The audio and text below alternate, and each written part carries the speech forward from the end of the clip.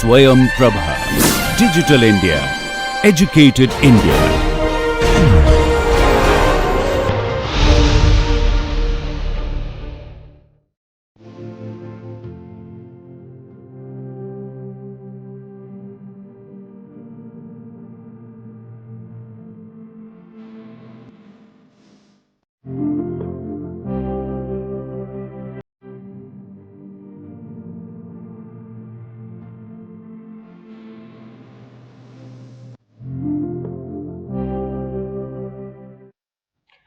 Welcome back to the session 4 of the module 1 lecture of week 1. We have been discussing in the past session about employment contract, and we have seen how both the employers and the employee has to move beyond the basic employment contract in order to understand the value addition that the employees can do towards the organization's purpose. The employers really have to consider employees as valuable assets for the organization, just not like any other machine who will be like coming into the organization, doing their daily routine and going back and at the end of the month receive the salary and be happy with it. But if they are nurtured properly and they are taken care of properly, if they are allowed to grow properly, they can really work wonders for the purpose of the organization.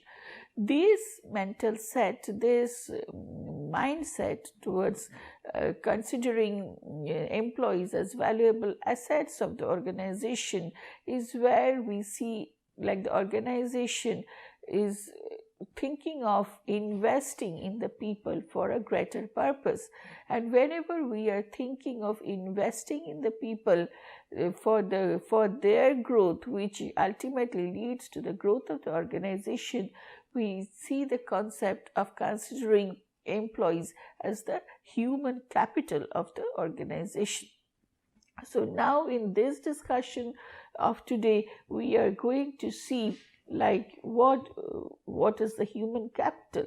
And the moment we take a transition from looking at the employment contract towards finding it like towards moving towards the journey of considering employees as human capital, the role of training and development become immensely important, because it is that training and development provided by the employers to the employees which helps them, the employees, to transform into human capital and do the value addition towards the organization and also develop on their personal competencies.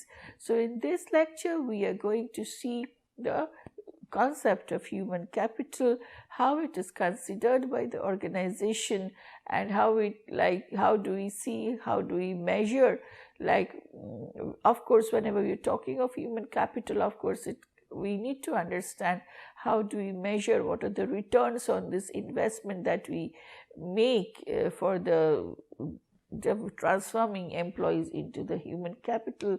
So whenever we are talking of training and development, measurement of the efforts taken and the implications, the results of that training and development, this becomes very, very important part of the training design and training evaluation also. So all these concepts get connected whenever we start seeing the employees as human capital. So in today's discussion, we are going to focus now on human capitals, and we'll discuss on employees as human capitals. So this part of the lecture will be held on the employees as human capital and its various aspects. The term human capital refers to the fact that the human beings have invested in themselves by the means of education, training, or other activities of their capacity building, which help them to yield future benefit or to raise their income in future by increasing their lifetime earnings. In the concept of employment, explanations of the concept of human capital suggest that education or training raise the productivity of the workers.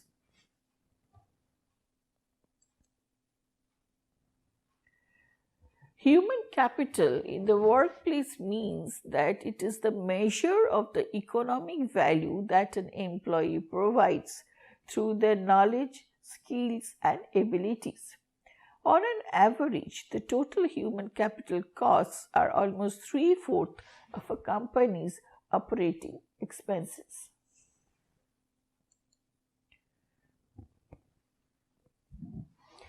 The features of human capital which has been identified by scholars are scholars like Passman and Nojede in 2016 have identified some important features of human capital, which are first one is very important, like creativity and innovation. The survival of any organization depends on their power of rebuilding of their employees and the work environment. This rebuilding is accompanied through adapting the goals to the present circumstances and improving the methods of accomplishment various works to achieve these goals for a better future. So we have to undergo through a process of change. We have to see, redesign, rebuild, and adapt the goals to the needs of the present circumstances. We have to study the demands of the environment, adjust ourselves to it. So agility is very important, flexibility is important, giving creative solutions, newer solutions to problems are very important, and these are important aspects of human capital.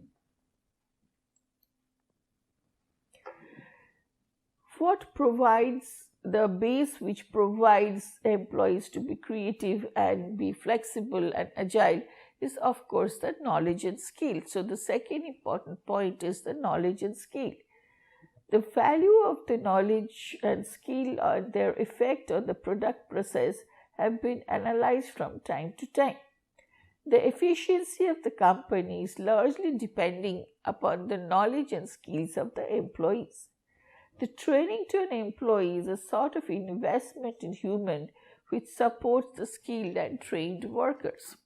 So it's very important, whenever we are talking of human capital, as in the definition we have seen, when an employee comes and joins the organization, that person has already invested in himself in terms of developing oneself as a part of, as a competent person, employee, through the education, specialization, skill training, behavioral grooming, etc.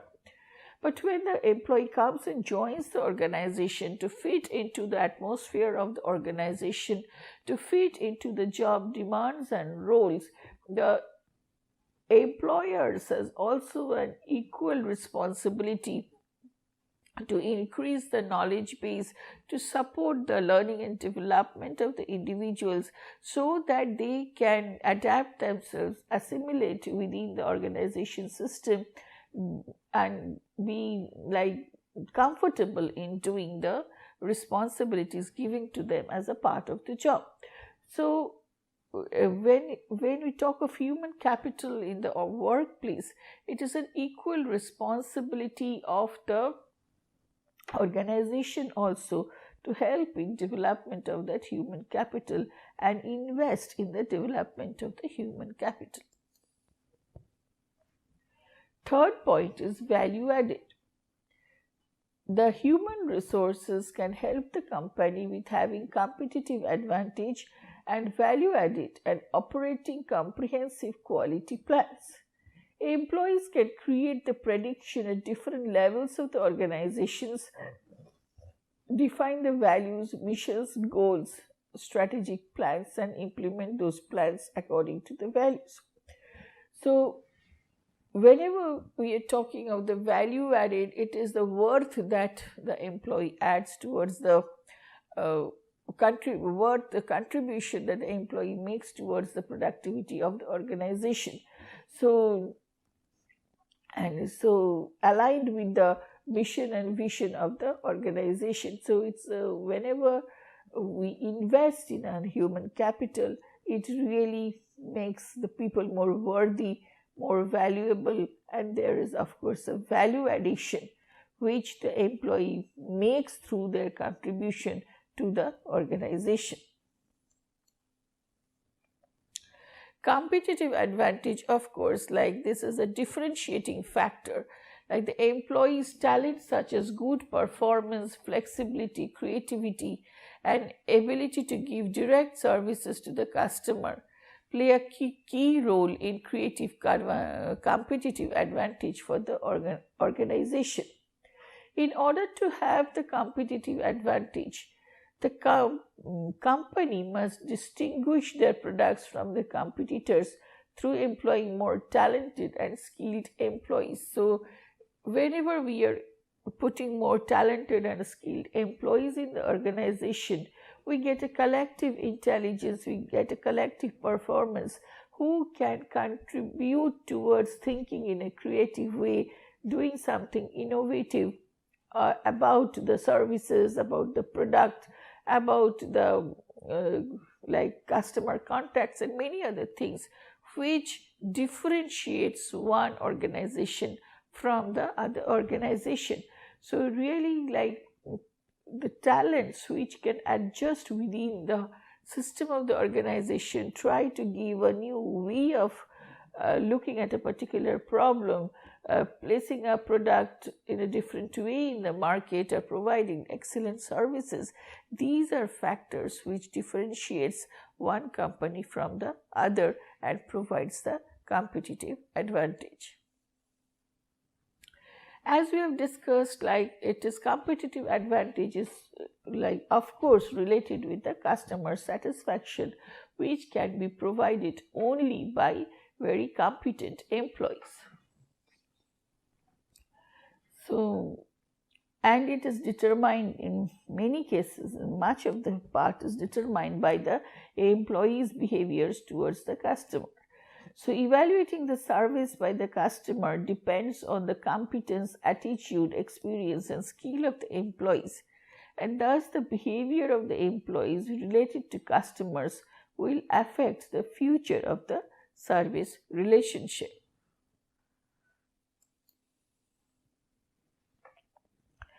If you are going to see like what is the human capital, so it can be categorized into 5 major types, like the knowledge capital, social capital, emotional capital, customer capital, and intellectual capital.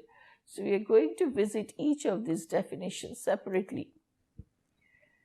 Knowledge capital. It is considered as an asset in the need of constant investment of both money and time, because knowledge capital, it is considered to be an asset in need of constant investment of both money and time, because like all other assets, knowledge capital also depreciates and is not finite.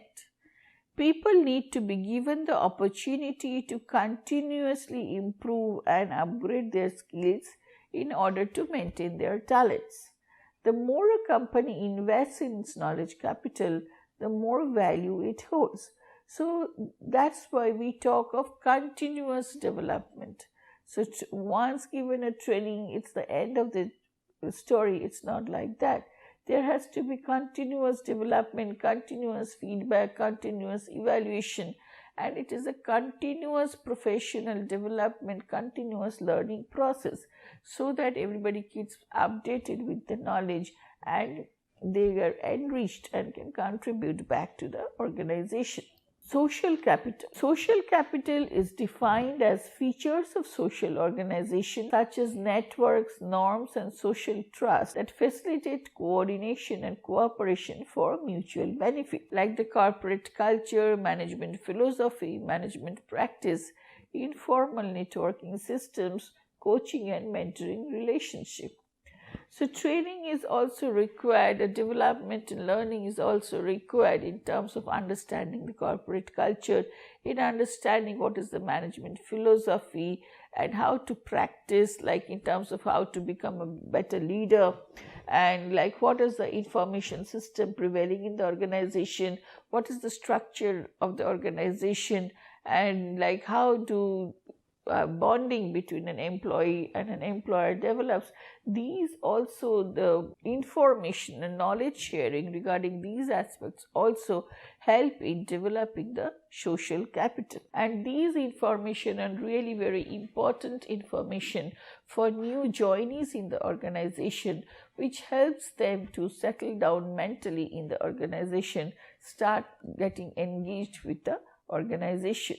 So exposure to these information and these experiences of experiencing the corporate culture, understanding the philosophy of the management really becomes very important for the new joinee of the organization. Emotional capital. It is the tripartite concept which is composed of emotion-based knowledge, management skills and capacities to feel that links self-processes and resources to group membership and social location. So, how we get attached with the organization, how we get attached to our group members and as a total to the organization. So, these are very important, and these attachment, this bonding creates the emotional capital. Employees are considered to be very rich in emotional capital if they are really high in self-esteem, self-regulation and emotional energy, resilience and agreeableness, because this is very important in the sense like now it is a very challenging time, everything is changing and there is less of certainty and the situations are becoming more risky, nothing is constant, nothing is known also properly. So in terms of all these, like whenever there is maybe a state of confusion, whenever there is a state of uncertainty and risk situations existing, so it helps, like if a person is emotionally stable, emotionally knowledgeable in terms of knowing oneself in terms of what I can do, what are my strengths, what are my weaknesses, how do I answer to the needs of the situation. So like what are the aspects that I need to develop on, and how do I agree to a particular situation, because we have to accept certain factors and we have to fit into situations also as per the need. So these kind of flexibilities is required, and an emotion person who is emotionally intelligent enough, who can understand both oneself and others and like deal with turbulences in the environment, both maybe internal to the organization and external factors which are creating turbulence for the organization. So that kind of blend, that kind of balance can be taken by a person who is emotionally very who's stable, who has a sense of self-regulation, self-knowledge, self-awareness, and who is resilient in nature, who is like having a positive orientations of mind, who lives maybe in the present time, so mindfulness. So these are important aspects which becomes very important whenever we are talking of human capital which is which will contribute towards the development and the competitive advantage of the organization, because it is the nature of human capital where like it is not only the knowledge part but also the behavioral aspects, the emotional aspects. These become very important in giving edge over for one organization with respect to another organization. Customer capital. It refers to the values of relationship with persons or other organizations outside company for accomplishing the goals of the organization. And in that we have the relationship with the suppliers, the customers, vendors and government agencies, and that's a brand's customer loyalty distribution channels are considered as customer capital.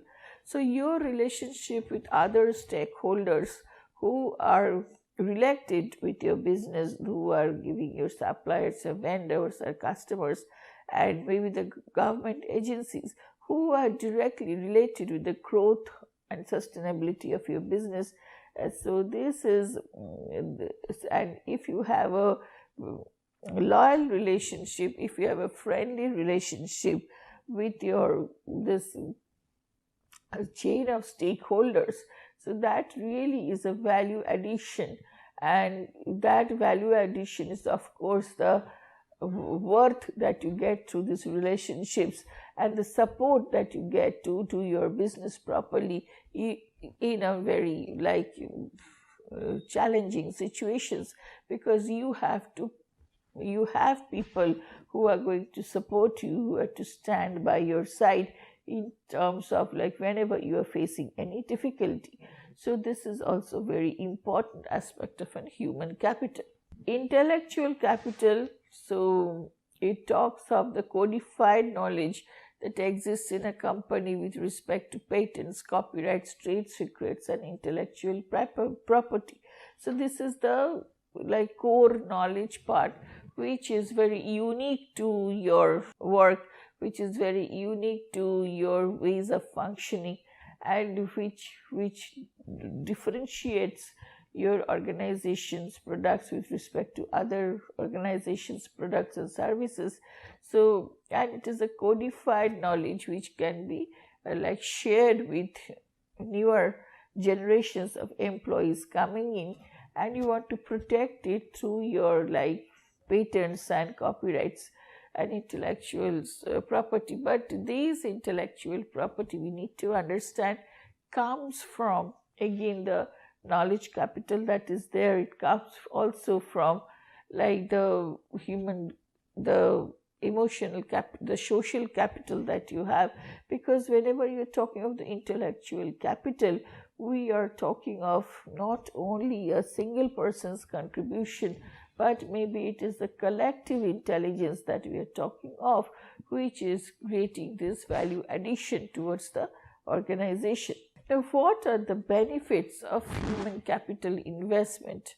So, we have discussed, if in our earlier lectures you have seen where we have discussed about the employer-employee relationships, we have discussed about the employment contracts also, where the discussion we have seen, if you're going by the IR perspective, industrial relations perspective, the focus is all more on the salaries, wages, tangible benefits that you're getting in terms of maybe the leaves and the cash, compensations and all these factors. So, but what are the benefits of human capital investments? Are sometimes some intangible things also, but which are very, very important towards contribute for helping the employees to contribute towards the purpose of the organization. Now, what are these benefits of human capital investment, which are sometimes intangible in nature also, it increases the employee satisfaction. Investing in professional development for your staff can lead to greater job satisfaction. When the employees feel that their workplace cares about their development, they are more likely to be satisfied with their job. Improves retention rate of employees.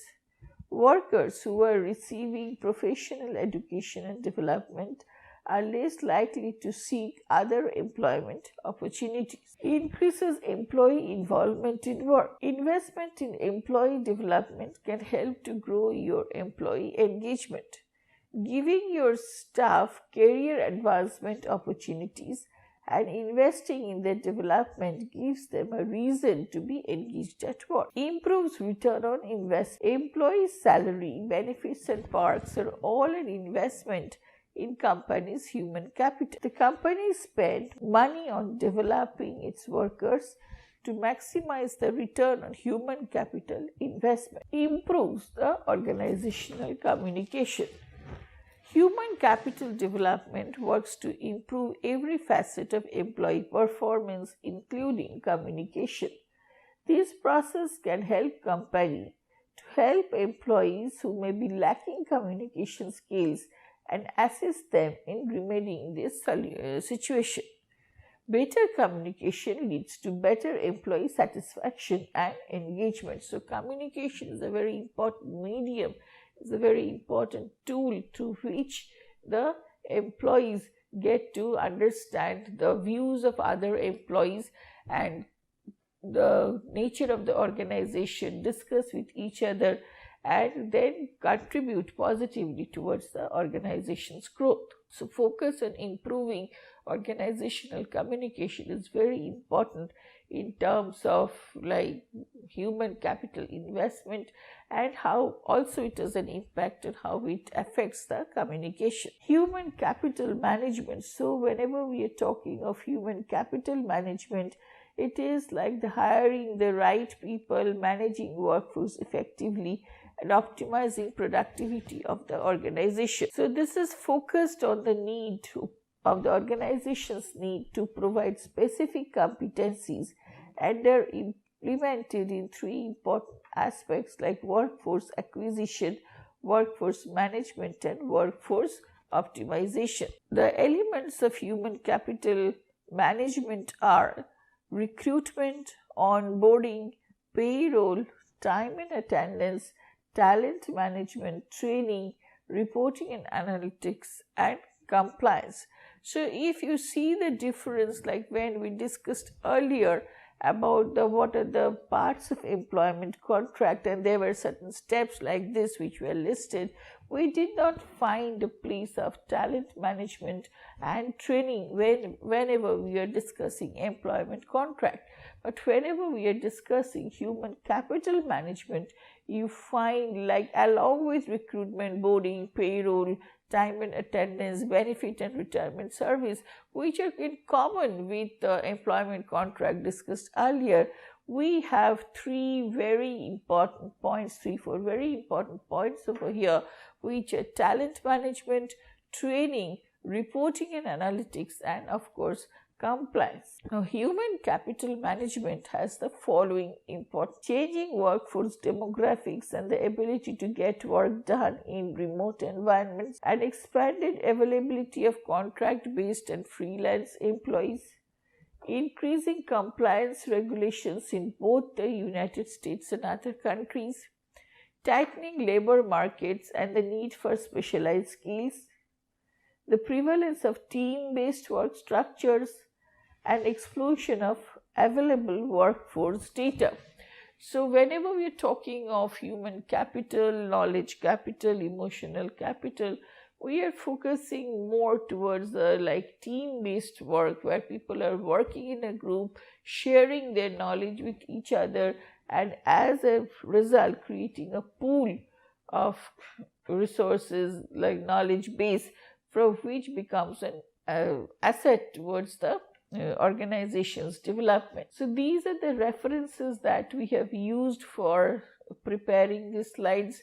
So, you can go through these references, and as a part we can conclude over here, like this part of lecture session has given a clear picture of the employees as human capital, concept, features, types, benefits, and concept of human capital management. It is important that we know about these human capitals and then understand how it contributes towards the growth and development of the organization, why employees should be seeing themselves as human capitals and utilize every possible opportunity given by the organization to develop themselves, why organization also should take an effort to develop the individuals and groups as human capital, what is the value addition worth that they have. And in the next session then we are going to focus on the different kinds of training programs and how do they add to the organizational excellence. So till then, keep reading, enjoy reading, and any questions will be there. We are ready to answer in the discussion forum. We're open to answer any questions that you may be having while reading through these slides or listening to our lectures over here. Thank you.